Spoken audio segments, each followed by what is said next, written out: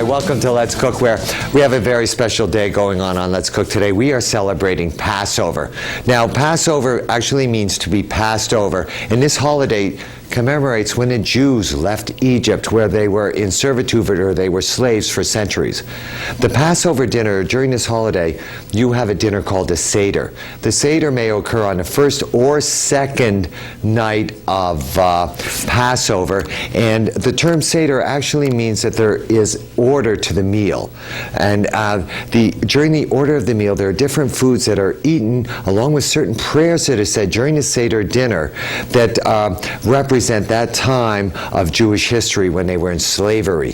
Now, the Seder dinner, I said, has certain parts to it. One is a maror, or that, and now if I'm not saying these right, I apologize, but I'm not Jewish, and as a child you really need to learn how to pronunciate these. But the maror, or bitter herbs, usually horseradish, is served with a hazaret, or a bitter vegetable, usually lettuce. And these two bitter foods are usually dipped in haroset, or which is apples, nuts, and spices. And there are a lot of different recipes for the hazaret, but it's very important that you have these on during your Seder dinner, your Passover. Now, you also have bitter herbs, usually parsley, and the bitter herbs represent the bitterness of slavery, and also the reason it's dipped in salted water is that it represents the tears that were suffered during slavery. Additionally, the hazaret represents, that's the sweet, that's the apples mixed with the nuts, represents a mortar that was used to build Egyptian structures.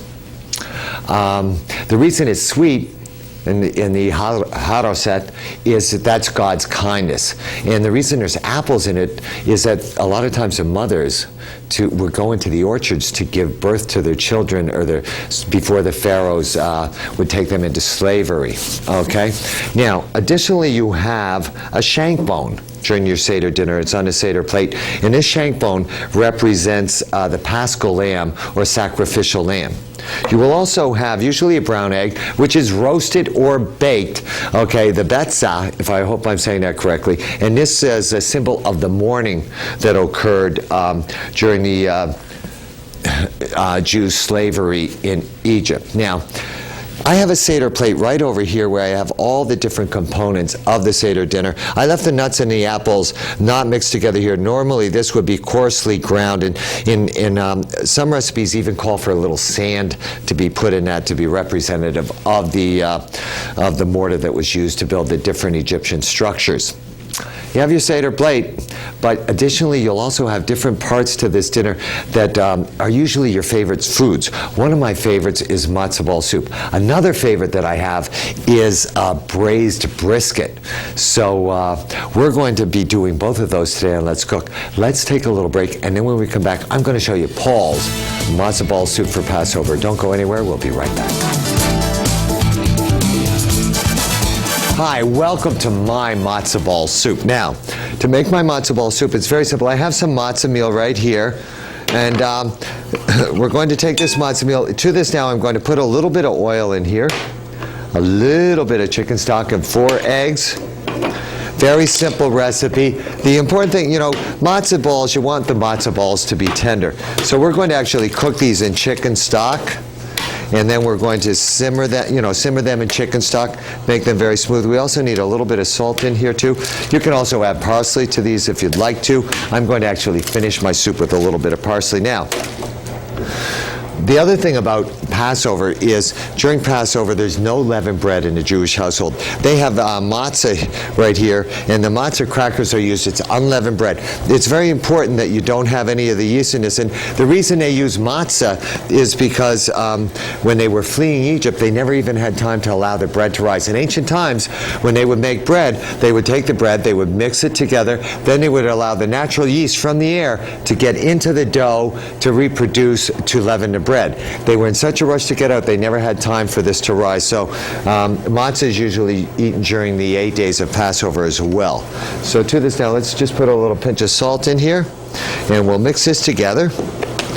It's important to allow this to, you don't really have to allow this to rest, but when I mix this, I don't over mix this either. So I just mix it just till it barely comes together. nice and rich, and then you have a nice flavorful chicken stock that you're going to use to make this. And what I did when I made my chicken stock is I strained out all the vegetables, but I put parsnip in it. I make sure I put the parsnip in it, and that gives it a nice sweetness and a certain flavor that's really nice. So we're going to mix our, okay, this is good to go. Excellent. See how it's just barely together? You can let this rest, but I find that you really don't have to. Now to this I'm going to use a scoop. And my liquid is simmering here. I'm just going to go in like this, scoop this off, cut it off, and drop this into the liquid, turning it down so it's barely simmering. These have to cook for a while. These are going to take about 20 minutes to cook. So we're going to drop these in. Now another trick, if you don't have, let's say you don't have a scoop like this, what you can do is you can actually just, if you wet your hands a little bit and you go in and you pick this up, you can also just roll these, and notice they won't stick to my hands. I don't overwork them. See how nice they look there in my hands? Then just take these. I'm going to drop this into soup now and drop it right into the soup. So you can use either way, and you can get your children involved for this very important holiday and this very important dinner. So we'll just drop our matzo balls in there. Now, you're going to cook these simmered, and you're going to actually cook these covered, and they're going to take a while before they cook. They're going to float to the top, and then make sure that you test it for doneness when it's cooked. And the best way I find to test for doneness is I'll take a knife sometimes like this, and I'll cut into the matzah, and I'll see how it goes through the matzah. And almost like a potato, sometimes it'll fall off when it's totally done. So let me see if I can get one here where I raise it from the water, and I feel the stock, and I feel to see how much it's sticking to the knife. I know these matzo balls are done because I made these earlier today. So now I'm just going to take these, put these into my beautiful bowl here. And again, we would serve this family style. And again, this is after, all the prayers that are done during the Seder dinner. You have the 4 different times that you're drinking wine. You have the different prayers that are said. And you then have a great dinner as well. And here's our matzo ball soup to go with this. Going to pour our broth over this. Beautiful. Very simple soup. Additionally, what I like to do is I like to garnish the soup a little bit too. So I would just take probably a little bit of parsley right here.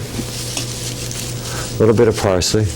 Again, remember the dinner, you have the bitter herbs, but I would use a little bit of parsley to garnish this. I would cut this very coarsely. I'm going to cut this too fine at all. Nice fresh flavor coming out. Just nice and coarse like that. Just take the parsley right over our matzo ball soup here, and I would serve that. Even though I'm not Jewish, I think it's important that we celebrate holidays and we try different foods and different cultures and different religions. We're going to take a little break, and then when we come back, we're talking a braised brisket that'll just make you feel better. Don't go anywhere. We'll be right back. Hi, welcome back to Let's Cook. As you can see, our Seder plate is there with all the different components for your Seder dinner.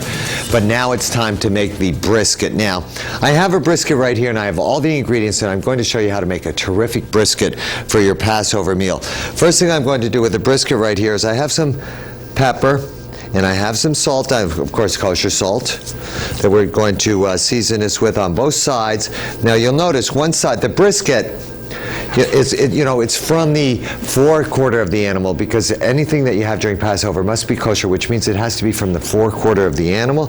So we've seasoned this with salt and pepper. We have our pan heating here. I'm just going to put a little bit of oil in the bottom of the pan here. You can see how nice and hot that oil is. It's already starting to smoke a little bit. Coming over here now, I'm just going to, whoa, is that ever hot? Is that, well, I'm going to turn this down a little bit. This will go out. There we are. Boy, this is a fast pan. I must have had that pan on higher than I thought. There we go. Smells good. We're going to let this sear off very quickly. You know what I'm going to do, though? Because I don't want to set off the smoke alarm in the building here, I'm going to cover this a little bit so we let some of this smoke blow away. So that can go ahead and brown while it's in the pan there. Next, I'm going to take some leeks right here. Going to take these leeks. We're going to cut these down this way. Now, I've already cleaned the leek. I made sure that I got rid of all of the sand in the middle there. I'm going to coarsely chop this. Just like this. Beautiful. And then we're going to take a look at our brisket here now. Remember, we have the fat side down there. You know, that's never happened to me before, where my pan caught that high a heat. There we are. Let's take a look at this. We'll turn this over. Okay, we have great color there. Now, we're going to take our leeks and just put these right around that brisket there. Let them start to brown up a little bit too, because all of this is going to create great color and flavor in our brisket. So, move these around right here. Great. Let that meat start to brown up. Additionally, for the brisket here, there are a few other things that we have to add. We're going to add some bay leaves to this. A few bay leaves in here. Also, let me just show you with these different spices that I'm going to use right here, or flavorings. I have some ground allspice. I'm going to put a little bit of ground allspice in this. Additionally to the ground allspice here, we have some brown sugar. We also have some ginger. And we have garlic. Don't these look great? Now, the reason I will sometimes put them in a plate like this is just to make sure I have the proper ratio to them. So, let's take a look at our brisket now. We browned it on the other side. We're going to now remove our brisket here. Move these vegetables around. Additionally, now I'm going to add the sugar, ginger, allspice, mix that in. Then also, for color and a little bit of sweetness, we're going to put in about 2 tablespoons of molasses. It's really going to give our brisket gravy or brisket sauce a really nice flavor. Also, we have some apples here. So we're going to take our apples. We'll add our apples to this. Tomatoes. Red wine. Now I need to take this and I need to season this with a little bit of salt. Okay, also, we need some stock in here. So we're just going to take, I'm going to use chicken stock with this because I'm going to have enough flavor on the bottom. I'm going to bring this up to a simmer now. So let's go ahead and turn that up. Bring this up to a simmer. And then we're going to taste this for seasoning. When you taste this for seasoning, you don't want it to be too salty because we're going to cook this down and we're going to puree all these vegetables to make our gravy. So let me just get a spoon over here and we'll taste this for seasoning. Let's see how this tastes. Now, when you taste this and you first put in the wine's acidity is offset by the molasses and brown sugar that are in there. So, I'm going to bring this up to a boil. As soon as this comes up to a boil, we're going to go ahead and return our brisket to this. We need to make sure that we have fat side up, by the way. We need to make sure that we have enough liquid right in here to come about halfway, actually 3/4 of the way up the brisket. Then we're going to take a cover right here. Let me get a cover. I'm going to take a cover right here, and we're going to cover this brisket. Once it comes to boil, we're going to get this in the oven. I already have one done in the oven right here, so I'm going to go ahead and switch these two around. I'll show you what this one looks like. Oh, fantastic. So let's come over here. See how nice that looks? Doesn't that look great? So let me get this one in the oven, because I know the crew is going to want a lot of this today. And remember, Passover is a celebration, has to deal with order, but it also has to deal with family. It deals with a lot of things that are very important in life. So I'm going to take a little break right now. When we come back, I'm going to show you how you take this delicious looking brisket and make a wonderful gravy out of all the liquid and vegetables that are in here. Don't go anywhere. It's a Seder dinner today on Let's Cook. We're celebrating Passover. We'll be right back. Hi, welcome back to Let's Cook, where now it's ready to finish our braised brisket here for our Seder dinner or Passover. Now, right in here, I have the brisket. I braise the brisket. Notice when I put my fork into the meat, it goes in and it comes right off. That tells me that the brisket is done. The brisket should not be falling apart. And now I'm going to remove this, put this right over here onto my carving board, because we need to carve the brisket, and I'll show you how to carve that. In my pan here, notice, I'm going to take my spoon now here, and I'm just going to remove any of the excess fat that's on the top of the gravy here. Then I'm going to show you how to make this gravy, because you have all those vegetables in there. You have the tomatoes, you have the apples, and you really want to puree that and get it nice and smooth to flavor this brisket, because there will be a nice sweet touch to this. So we're going to remove the majority of the fat right here, as much as we can get off. This looks really good. Good. Okay, that's good. Now, I'm going to take my sauce right over here. It's a little hot here still. I'm going to bring this right over here, and then I'm going to actually puree this. So let me get a ladle here. If you had a food mill, you could use that. I prefer to use my blender right here, so I'll just take all of this. The only thing I'm going to be careful of is to make sure that I don't have, oh, here it is. I always count my bay leaves. Here's one bay leaf. I think I have one more. Whoops, I see it right there.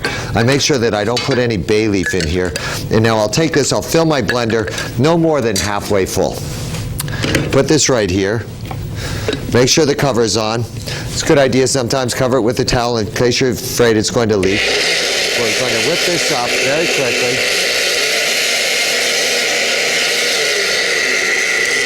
Then we shut this down. We'll now take this, and I'm just going to strain this to make sure that I get rid of any solids that are in there to make my gravy just a little smoother. And again, notice, I did not whip this too long. If you whip this too long, you'll incorporate too much air. So again, get my gravy right in here, and you'll also notice how the color of the gravy changed too. It's great. So a little bit more in here. Oh, there's my other bay leaf. Let me just get that out of there now. Will I see that right there? Here you are. Need to make sure we get rid of that other bay leaf. The only reason a bay leaf doesn't really cut up that well or chop up that well, and it can produce sharp points, and when you ingest it, it can get stuck in your throat, and you definitely don't want that happening. So again, get this on, nice and high. Okay,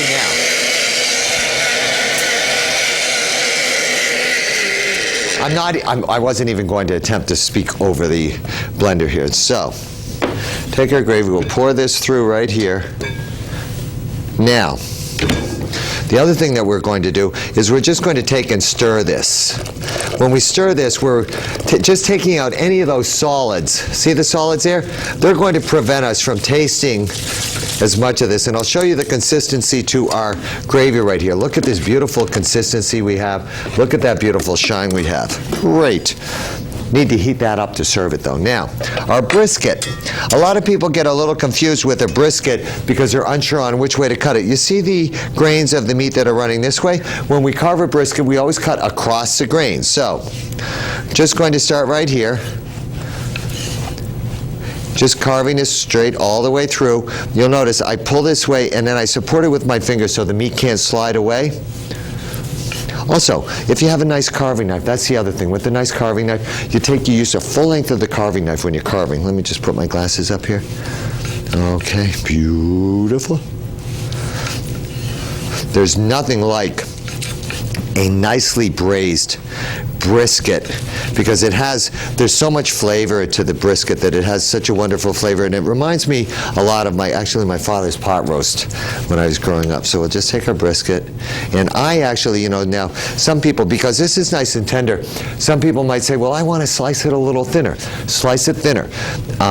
If you really need to slice it thin, I'll tell you a trick. If you use an electric knife, it works very well as far as not tearing the meat. Okay? So I have my brisket right here. Just going to take my brisket, bring it right over here onto the plate here. Then we're just going to shingle this a little bit so it looks very nice. Doesn't that look good? Okay. Our gravy, or our sauce now, is at a nice simmer. And you'll also notice something with the gravy here. The gravy, as it came up to simmer, you notice it got darker. The reason it got darker is when you puree the gravy, you actually incorporate air into it. And by taking this and then bringing it up to simmer again, you're removing that air, and therefore you're going to have this darker, richer color to your gravy. Let's go ahead. Let's take some of this delicious gravy, put this right over top of our braised brisket here. Now again, Passover is an extremely important holiday.